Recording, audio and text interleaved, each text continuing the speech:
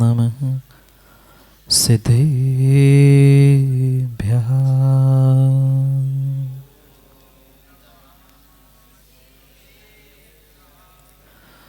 श्रीमन्परं गम्भीर स्याद्वान्मोघलाञ्छनम्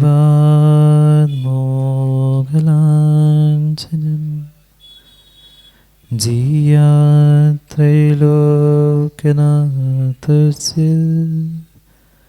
शासनं जिनशासनम्। जय मंगलभूतारणं विमलाणं नारदंसनमयारं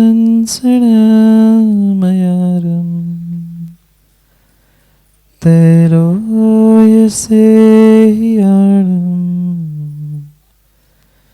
नमोऽस्यासवसीताणं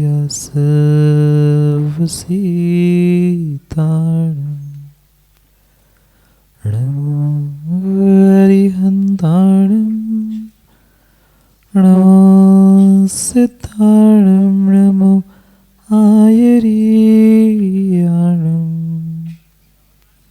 नमो वत्सायाणं नमो लोय सवसाहुरम्।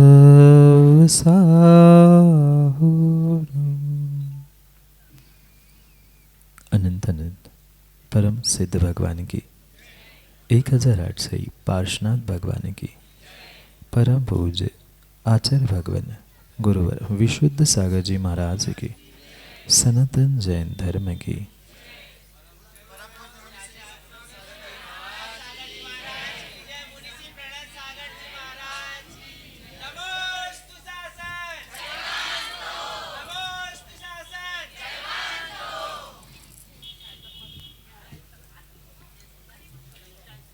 अंतिम तीर्थेश वर्धमान स्वामी के शासन में हम सभी विराजते और उनकी ये पावन पीयूष देशना हम सभी के लिए परम उपकारी।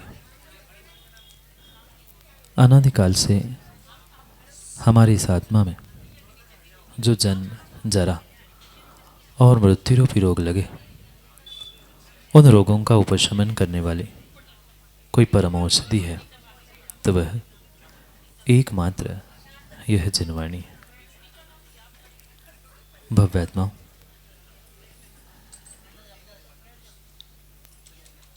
ये प्रभु की वाणी जो भगवान के मुखारविंद से निसृत हुई, कितनी अद्भुत बात है कि संसार के उन 3 प्राणियों के लिए, 3 गति के जीवों के लिए प्रत्यक्ष रूप से श्रवण करने योग्य हुआ करती है। समो शरण एक ऐसा स्थान है जहाँ तीर्थंकर के दिव्य ध्वनि के माध्यम से उन 4 गतियों में से 3 गतियों के जीव पहुँचते हुए भगवान की दिव्य ध्वनि को श्रवण करते हैं प्रत्यक्ष रूप से। और उनमें भी वह मनुष्य कितने कितने पुण्यात्मा हुआ करते हैं कि उनको तो साक्षात उस तीर्थंकर भगवान के अभिषेक पूजन के साथ साथ निर्ग्रंथ होकर आहार दान का भी सौभाग्य प्राप्त होता है। और आप कितने कितने कितने विशेष पुण्यात्मा है मोखेड़ के जीव, और यहाँ मोखेड़ के इस पार्श्वनाथ भगवान के समोशरण में विराजमान होने वाले जीव कि सोचो विचार करो कि कभी कभार किन्हीं जीवों को देव शास्त्र गुरु का एक साथ सानिध्य मिलता है और यहाँ बैठे कैसे कैसे विशेष पुण्यात्मा हैं जिनके सातिशय पुण्य के उदय से निर्ग्रंथ गुरु भगवान का सहस्त्र नाम विधान और जिनवाणी का श्रवण आप एक ही साथ एक पंडाल में बैठकर ग्रहण कर पा रहे हो, ये कई भवों का पुण्य। और ये भी ध्यान रखना माँ, किसी 1, 2, 4, 6 जीव का नहीं, इस भूमि रूपी एकेंद्रीय जीव का जब तक सातिशय पुण्य का उदय नहीं आता, तब तक कभी निर्ग्रंथ के चरण आपके धरा पर नहीं पड़ सकते। ये मोखेड़ की भूमि का ही ऐसा नियोग मान लो, ऐसा पुण्य का उदय मान लो कि भगवान के उन मंदिरों के निर्माण की जो श्रृंखला इस मोखेड़ भूमि में प्रारंभ हुई, और जैसे ही प्रारंभ होने को हुई, गुरुओं के चरण यहाँ पर पढ़ना प्रारंभ हो गए। और ये विश्वास मानना, क्योंकि कोई कुछ भी कहे पर शरद बनारसी जी, पंडित जी है ना, ये ध्यान रखना, ये मात्र नारे लगाने से काम नहीं होता। बहुत सारे लोग नारे लगाते हैं, जैन धर्म किसका है, दया धर्म किसका है, जो माने मात्र कहने से नहीं। अगर कोई मानते हुए तुम्हारे प्रभु और तुम्हारे गुरु के चरणों में शरद बनारसी नतमस्तक हो रहा है, तो पहले स्वयं की थाली का एक ग्रास निकालकर उसका मुंह मीठा करना कि तुमने ये सौभाग्य प्राप्त कर लिया है। हम अपने पिता को खिला रहे हैं, बहुत बड़ी बात नहीं है, पर कोई मेरे परम पिता जिनके परम कल्याणमयी इस आशीष और दिव्य ध्वनि के माध्यम से ही संसार के सभी जीवों का कल्याण होना नियत होता है, ऐसे उन देव शास्त्र गुरु की जो जीव तन मन और धन से सहयोग करता है, ये विश्वास मानना वह प्रत्येक जीव मेरा ही भक्त है, मेरे इस धर्म का ही भक्त है।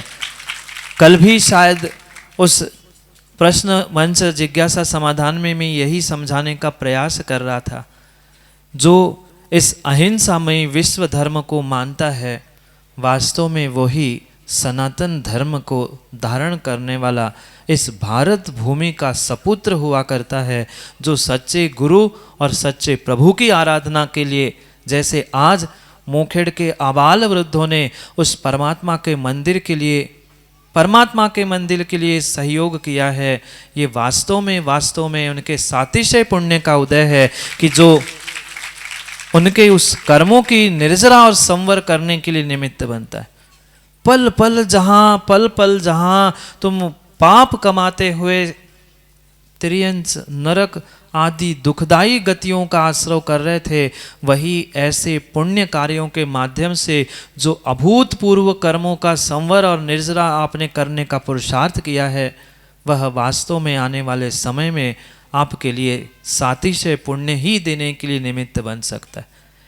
किसने कितना दिया, क्या दिया, ये मां भिन्न विषय हो सकता है, पर देने के भाव होना, शेरू भाई, यही बहुत बड़ी बात होती है।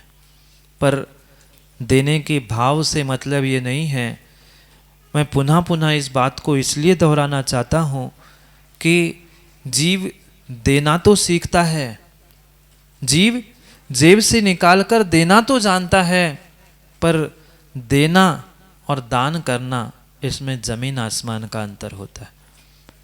देने के पीछे कुछ भावना होती है, कहीं प्रशंसा की, कहीं नाम की, कहीं कुछ की, पर दान वह व्यवस्था होती है जिसके माध्यम से हमने दे दिया, मतलब दे दिया।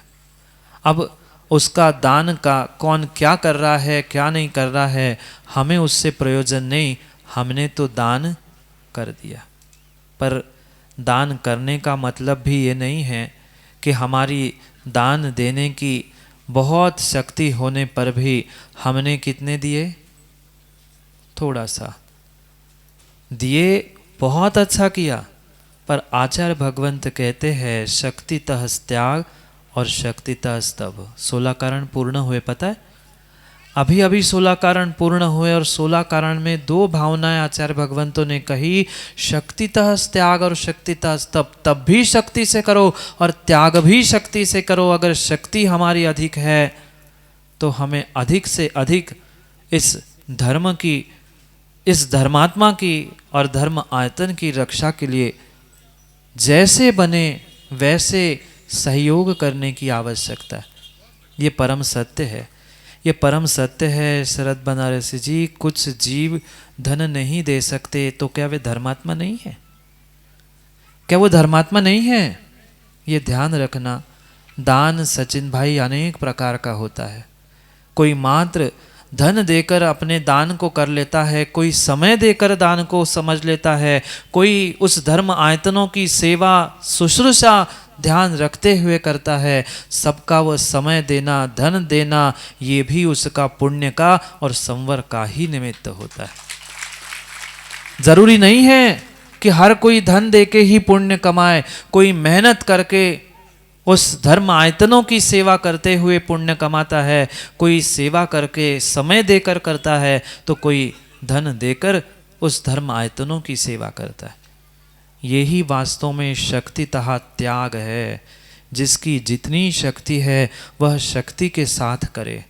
पर समस्या यही है, अखिलेश जैसे पंडित सोचते हैं कि क्या करें, हम ही तो दान देते, हम ही तो पूजा करते, हम ही तो करते, बाकी तो कोई देखता ही नहीं। जितना पुण्य पंकज भाई आपने दान धर्म पूजा पाठ व्यवस्था करके नहीं कमाया, उतना एक क्षण की संक्लिष्टता के पीछे आपने जन्मों जन्मों का पाप कमा लिया। माँ यही हुआ आज तक। कितनों के भोजन आपने करवाए। जब एक जीव को रोटी, कुत्ते को रोटी, गाय को घास खिलाने के कितने पुण्य के और कितने दया दान की व्याख्या आगम में या धर्मों में बताई है। क्या कभी रोटी नहीं खिलाई किसी को? सुबह से शाम तक रोटी खिलाते हैं, पर मन में यही रहता है हम ही है ना, हमें ही भोजन बनाना पड़ता है। माँ जो पुण्य आप दान धर्म करते हुए रोटी बना के भोजन करा के कर रहे थे, वह आपने 1 मिनट में, 1 क्षण में नष्ट कर लिया। हम ही होते ना, हम ही भोजन कराते, हम ही दान देते, जब भी बारी आती हमें पकड़ते। ये सोचने विचारने जैसी बात थी कि आपको कितना बड़ा सौभाग्य मिला है। कहाँ गया टोनू? टोनू कहते महाराज हमें गुलाबरा में झाड़ू करने पड़ता है, हमें पानी भरने पड़ते हैं, हमें छानते, हमें थाली लगाते। बेटा ये सोच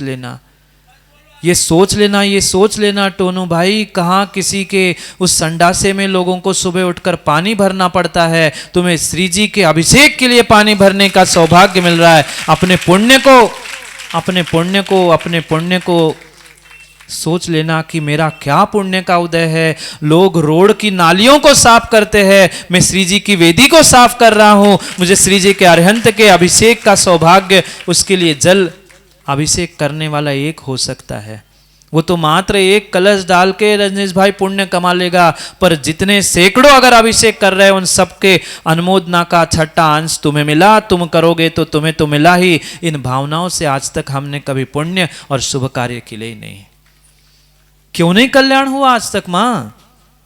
हम यही सोचते, हम ही थाली लगाते, हम ही भोजन कराते हैं। ये सौभाग्य मानने की आवश्यकता थी, क्या हो भाग्य मानने की आवश्यकता थी कि लोग तरसते हैं। मैं श्री जी के मंदिर की व्यवस्था कर रहा हूँ, मैं घर के सभी व्यक्तियों के भोजन कराने का सौभाग्य प्राप्त कर रहा हूँ। ऐसा कभी विचार किया? बोलो ना, माँ मौन है क्या? बोलो ना कि हाँ, ऐसा ही सोचते हैं। जब एक त्रियंश को भोजन कराने से सातिशय पुण्य कहा है, एक त्रियंश को नमोकार सुनाने से स्वर्गों में पहुंचकर वह जीव मोक्षगामी बन गया। हम क्या कर रहे हैं? मात्र परस्पर के राग द्वेष विषय कषायों के कारण से हमने किया हुआ जीवन भर का पुण्य अमित भाई तत्क्षण नष्ट कर लिया। सौभाग्य मानो टोनू, सौभाग्य मानो कि कितना बड़ा सौभाग्य है। कोई दूसरा व्यक्ति उस पानी को छानता, द्रव्य धोता तो पता नहीं कितनी विवेक से करता। मैं विवेक से कर रहा हूँ और अन्य इतने सैकड़ों जीवों की, धर्मात्मा की, धर्म की रक्षा कर रहा हूँ। कितना पुण्य का उदय मेरा है। ऐसे कभी व्यवस्था बनाते हमने सोचा? शायद नहीं सोचा। माँ विश्वास मानना, 1% अगर पुण्य ऐसे दूसरों के उपकार परोपकार और सहयोग करने से होता है, तो अच्छा सोचने से उससे 10 गुना फल भी हमें मिलता है। देना बहुत बड़ी बात नहीं है, सहयोग करना बहुत बड़ी बात नहीं है। जिसके पास जो होगा वही तो देगा। शरद बनारसी, कोई गरीब व्यक्ति है तो उससे पैसा चाहे वो कभी नहीं देगा। अगर वो 24 घंटे में से 10 घंटे भी तुम्हें मंदिर के लिए, तुम्हारी पूजन पाठ की, समाज की व्यवस्था के लिए दे रहा है, वो भी बहुत बड़ा कार्य कर रहा है, वो भी धर्म कर रहा है। जरूरी नहीं है पूजन पाठ करना। और किसी ने धनराशि दे दी, ठीक है, उसने अपनी शक्ति से कार्य कर लिया। ये जीवन में ध्यान रखना जरूरी नहीं है, जरूरी नहीं है, जरूरी नहीं है नाना हम बहुत बड़े हनुमान बनकर राम की पूजा करें। कहा वासियों, वह रामायण का छोटा सा दृष्टांत मुझे याद आ रहा है। पत्रकार जी सुन रहे क्या? छोटा सा दृष्टांत रामायण का मुझे याद आ रहा है। राम इस पार थे, सीता उस पार। कहाँ? सीता कहाँ थी? सीता लंका में थी, राम भारत में थे। सोच रहे थे कैसे पहुंचूं, सीता को लेने के लिए जाना है, क्या करूं, विचार मग्न थे। इतना बड़ा समुद्र है, कैसे पार किया जाए। रामायण में उल्लेख मिलता है, उस समुद्र के किनारे विचार मंथन में लगे हुए राम जी को देखकर हनुमान, जो परम परम भक्त था रामचंद्र जी का, वह पहुंचता है और कहता है, भगवान आप चिंता में हो, आप क्यों चिंता कर रहे हैं? हमारे जैसे भक्त होते हुए आप चिंता में हो, आप क्यों विचार कर रहे हो? आप तो आज्ञा करो, करना क्या है? कहते कहना आसान है भाई, पर तुम्हें ये समुद्र नहीं दिख रहा?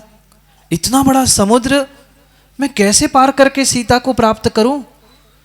बहुत समय बीत गया, अब मैं सीता के दर्शन के बिना नहीं रह सकता। मैं सीता से मिलना चाहता हूं, पर ये इतना बड़ा समुद्र बीच में।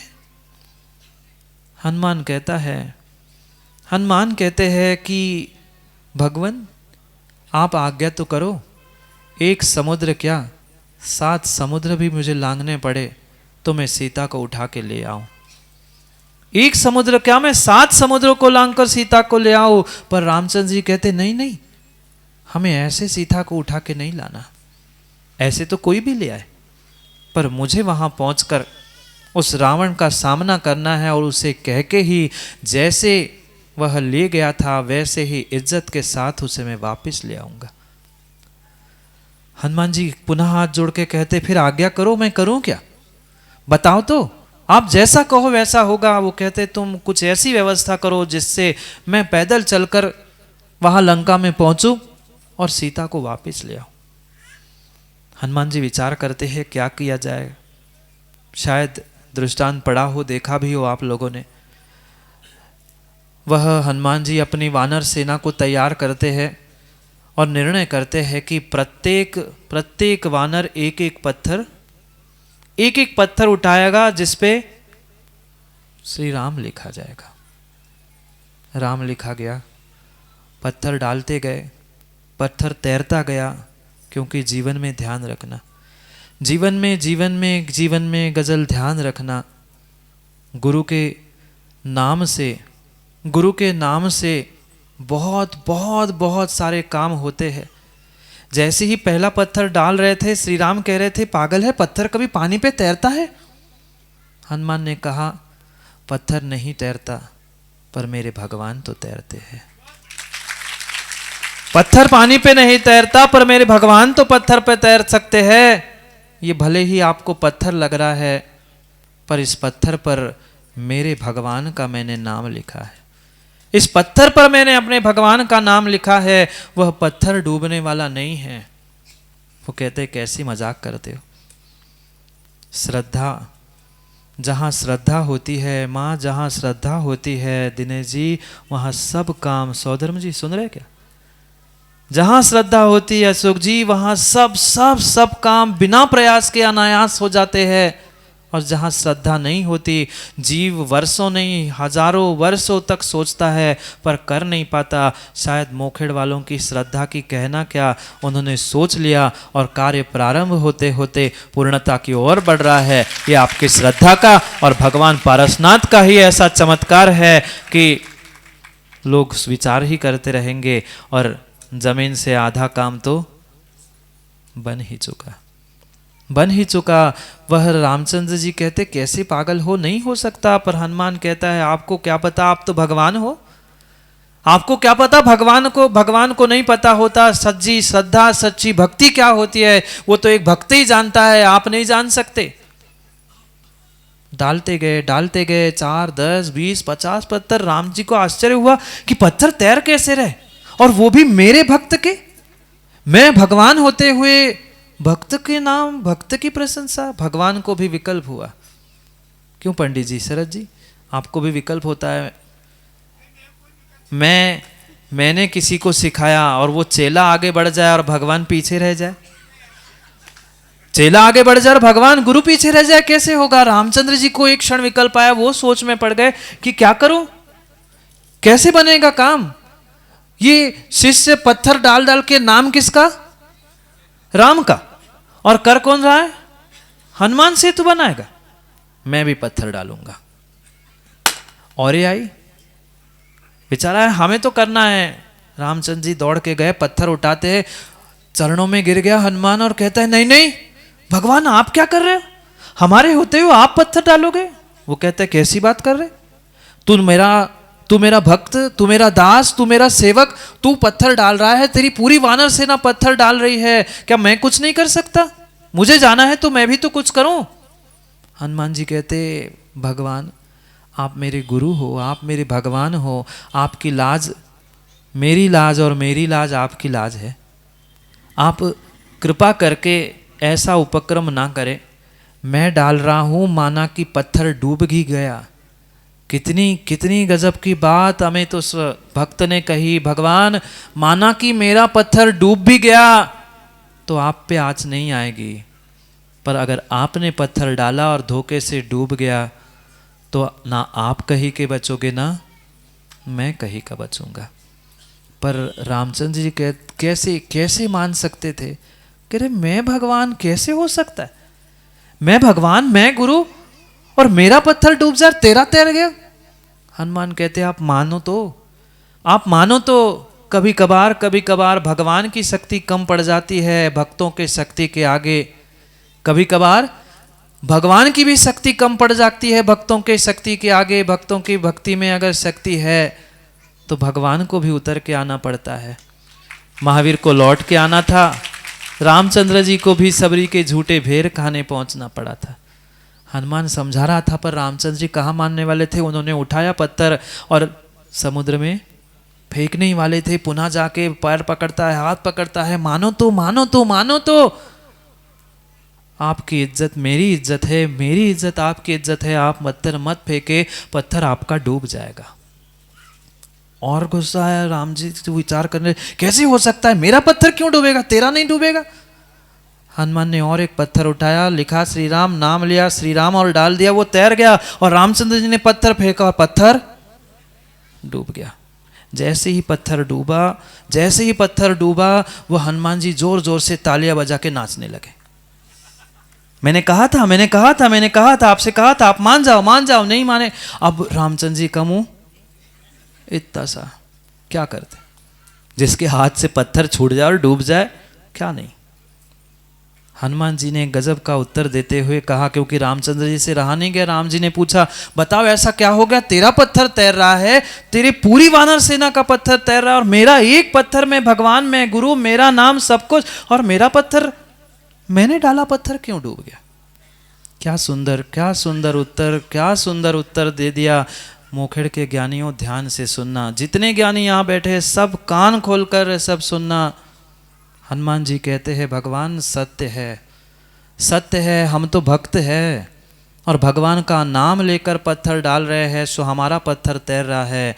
पर ध्यान रखना, पर भगवान जी, गुरु जी ध्यान रखना, जो गुरु के हाथ से और भगवान के हाथ से छूट जाता है वो कभी तिरता नहीं है, वो डूबता है। चाहे पत्थर हो चाहे भक्त हो, अगर शेरू भाई गुरु के हाथ से छूट गया तो डूबना पक्का है। लिखा पढ़ाई है, लिखाई तो पढ़ रहा हूँ। शरद बनारसी जी, यही तो श्रद्धा का लेखन हम आज तक श्रद्धा का लेखा जोखा नहीं समझ पाए। ऐसा ही है, ऐसा ही है। भगवान और गुरु के हाथ से, नज़रों से जो छूट जाता है वह कभी कभी कभी संसार में तिर नहीं सकता, कभी तिर नहीं सकता। अब पुनः इतना सा मुँह लेकर रामचंद्र जी वापस आते हैं, बैठते हैं।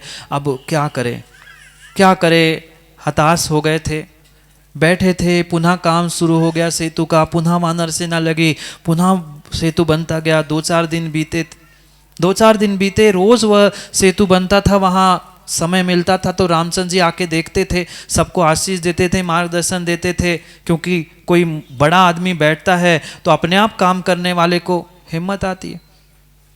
बैठे रहे, बैठे रहे। एक दिन उन्होंने देखा एक छोटा सा तिर्यंस इधर उधर इधर उधर इधर उधर भाग रहा है।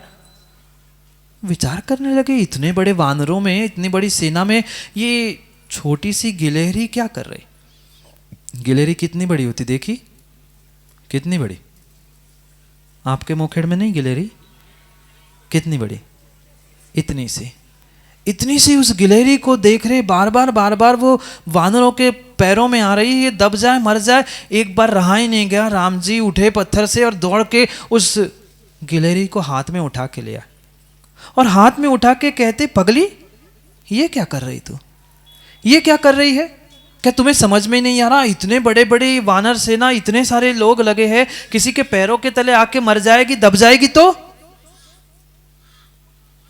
वो गिलहरी भी मुस्कुराते हुए अपने भगवान, अपने गुरु को देखकर कहती है, क्यों भगवान जी, क्यों भगवान जी, एक बात पूछूं, क्यों भगवान जी, एक बात पूछो, सही सही बताओगे।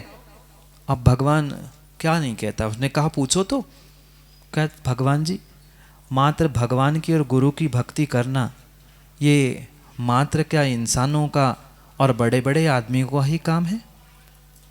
राम जी पुनः आश्चर्यचकित हो गए। वे कहती, ये इतनी सी गिलहरी क्या पूछ रही मुझसे, क्या मात्र इंसानों का और बड़े आदमियों का ही किसी भगवान की और गुरु की आराधना करना काम है। क्या हमारे जैसा कोई क्षुद्र छोटा प्राणी कभी गुरु और भगवान की आराधना भक्ति नहीं कर सकता। राम जी पूछते हैं, वहां कहाँ भक्ति करने जा रही तू, मैं यहाँ बैठा हूँ, यहाँ आ जा, यहाँ भक्ति कर ले, वहाँ बीच बीच में पैरों के नीचे दब जाएगी, मर जाएगी, तेरी चिंता है इसलिए पूछ रहा हूँ। कहते, भगवान जी अभी अभी आपकी सोच मेरी सोच के बराबर शायद नहीं है। हो सकता है मेरी गुस्ताखी हो, मैं छोटी हूँ, मैं क्षमा मांगती हूँ, पर भगवान जैसे जैसे आप सबके भगवान हो, सबके भगवान हो, सबका जैसे आपके पे अधिकार है, ऐसा हमारा भी आपके प्रति कुछ कर्तव्य है। आप सबके भगवान हो, हमारा सबका आप पे अधिकार है, आपका भी हम पे है, पर हमारा भी कुछ कर्तव्य है कि नहीं। ये इतने बड़े बड़े प्राणी, बड़े बड़े जीव, बड़े बड़े मनुष्य आपके लिए सेतु बना रहे, क्या मैं आपकी भक्ति करते हुए सेतु नहीं बना सकती। राम जी और आश्चर्यचकित हो गए, तेरा आकार कितना, तेरा वजन कितना, तेरे प्राण कितने, किसी की ठोकर लग जाए, पानी में गिर जाए, मर जाएगी, क्या कर रही तू। कहते, भगवान क्षमा करना, क्षमा करना, मुझे पता है, मुझे पता है, मुझे पता है, ये सेतु बन जाएगा, आप लंका पहुंच जाओगे, सीता को भी ले आओगे, इसका पूरा इतिहास भी लिखा जाएगा, किसने कितने पत्थर फेंके, कब क्या हुआ, सबकी तिथियां, सबका मूल्यांकन होगा। क्योंकि जो भी अशोक जी काम होता है, सबका इतिहास लिखा जाता है। मेरा भी इतिहास लिखा जाएगा बनारसी जी, मेरा भी इतिहास लिखा जाएगा, मेरा भी इतिहास लिखा जाएगा, पर मेरा इतिहास सेतु बनाने वाले में लिखा जाएगा। लंका को दहन करने या उस सीता को हरण करने में मेरा नाम नहीं लिखा जाएगा। निर्णय हमें करना है, हमें अपना नाम कहाँ लिखना है, सेतु बनाने में कि सेतु उखाड़ने में, माँ आग लगाने में कि बाग लगाने में। निर्णय मुझे करना है। इतिहास आग लगाने वाले का भी लिखा जाता है और बाग लगाने वाले का भी। निर्णय मुझे करना है कि मेरा नाम किस में लिखना है। राम जी देखते ही रह गए। वह पुनः गिलहरी कहती है कि मुझे पता है मेरा नाम लिखा जाएगा तो सेतु बनाने वाले में मर भी जाऊं ना तो भी मेरा नाम कुछ किया है इसलिए लिखा जाएगा। जितने जितने जितने लोगों ने आज वास्तव में नाम लिखा है ना, आज प्रत्येक जीव का इतिहास लिखा जाएगा। भले कॉपी पेन में लिखे नहीं लिखे, पर इस ब्रह्मांड का जब कभी इतिहास लिखा जाएगा, और मैं तो कहता हूँ कागज़ों पे लिखा जाए नहीं जाए, पर केवली के ज्ञान में वह इतिहास लिखा गया कि यहाँ के सभी जीवों ने उस शासन की, धर्म की स्थापना करने के लिए, मंदिर और मानस स्तंभ के लिए जिस प्रकार से शक्ति थी उस प्रकार से सहयोग किया। और गजब का उत्तर वह गिलेरी देती है, भगवान आपको तो मात्र बड़े बड़े लोग दिख रहे हैं, बड़े बड़े भक्त दिख रहे हैं, क्या हम छोटे भक्त भक्ति नहीं कर सकते? आप हमारी भी तरफ देखो। वह हाथ पर राम जी पकड़े थे उस गिलेरी को, गिलेरी अपनी पूंछ को झटकारती है, गिलेरी अपनी पूंछ को झटकारती है और धीरे से पुनः कहती है, राम जी देखो देखो देखो, आपको उनके बड़े बड़े भक्तों के बड़े बड़े पत्थर दिख रहे हैं, बड़ी बड़ी व्यवस्था दिख रही है, पर मेरी छोटी सी भी तो राशि देख लो। राम जी विचार में पड़ गई, ये कर क्या रही है? कहती, भगवान मैं कुछ नहीं कर रही थी, मैं कुछ नहीं कर रही थी, मैं अपने पूंछ से वह समुद्र के किनारे की रेत उठा रही थी। सुनना, गजब की बात सुनना, वो कह रही थी कि मैं तो अपने पूंछ से थोड़ी सी रेत उठा रही थी, क्योंकि बड़े बड़े पत्थर फेंकने के बाद जो बीच में थोड़ी थोड़ी सी गैप और जगह बचती है, उसमें मैं अपने पूंछ को झटकार कर उस छेदों को भरने का काम कर रही थी। मैं अपने शक्ति से रेत सही, पर सेतु को मजबूत करने की बात काम कर रही थी। ऐसे ही ज्ञानियों, हम कुछ कर पाए नहीं कर पाए, पर कम से कम हम एक रेत का कण सही, एक रेत का कण सही, अगर हमारे पास पत्थर उठाने की शक्ति है, अगर हमारे पास पत्थर उठाने की शक्ति है तो पत्थर उठा के, और नहीं है तो कम से कम एक रेत का दाना डालते हुए हम उस सेतु को बनाने का प्रयास करें। कौन सा सेतु? यहाँ कोई लंका, कोई राम, कोई सीता को ले जाने की नहीं, ये परमात्मा का मंदिर ही ऐसा सेतु होता है जो हमें इस लोक से परलोक ले जाने के लिए कार्यकारी होता है, इस आत्मा से परमात्मा तक पहुंचने का स्थान होता है। ऐसे सेतु के लिए जैसी जैसी जिसकी शक्ति है, जिन्होंने उस गिलहरी की तरह से ही, उस बड़े प्राणियों के सही जैसी शक्ति से सहयोग किया है, उन सब के लिए बहुत बहुत आशीर्वाद है। क्योंकि समय तो बहुत हुआ है, अभी शीघ्रता से हमें पहले शिलान्यास को भी संपन्न करना है। मैं पुनः कह दूं, हम शिलान्यास नहीं माताओं, हम उस धर्म की, जिन धर्म की, जिन आयतन की और धर्मात्मा की सुरक्षा करने के लिए, उस जिन शासन को जीवंत और जयवंत करने का पुरुषार्थ कर रहे, यहाँ बैठा हुआ जितना छोटा सा बालक भी क्यों ना हो, उस छोटे से बालक से भी माताओं उनके स्वयं के हाथ से ही ईंट रखवाना। भले ही आप लाखों करोड़ों की बोली ले नहीं पाओ, पर गिलहरी के समान उस छोटे से बालक को के हाथों से रखवाना।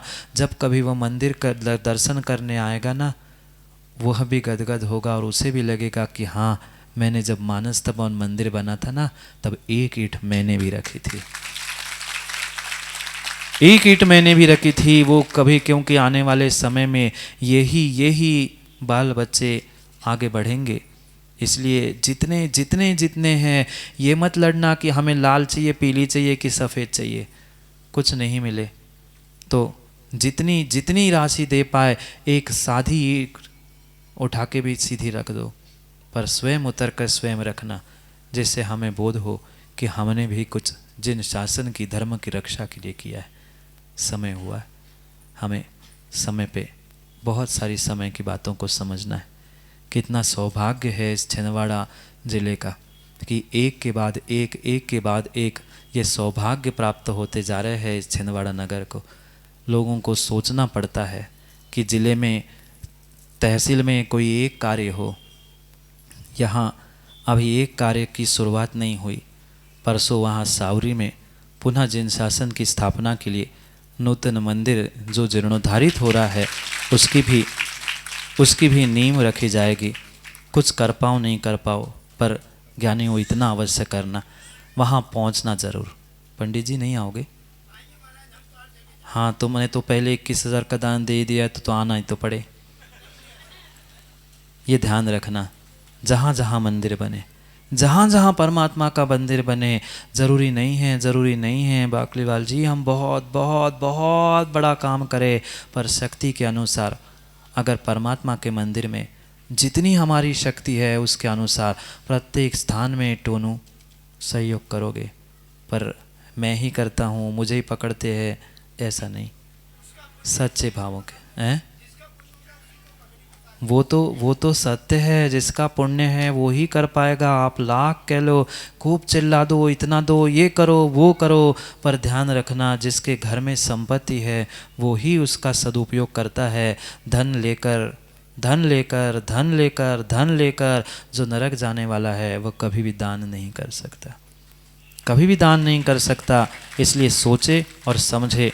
परसों पुनः हम समय पर पुनः जिन शासन की स्थापना के लिए नए स्थान पर मिलते हैं, जो सौभाग्य हमने प्राप्त किए हैं, उन सौभाग्यों को महाभाग्य बनाते हुए हम अपने परिणामों को, अपने भावों को सुधारते हुए समय पर पुनः समय की बात के लिए समय पे मिलते हैं। क्योंकि सचिन भाई, समय पे किया गया काम समय को दिलाता है। बोले भगवान महावीर स्वामी की।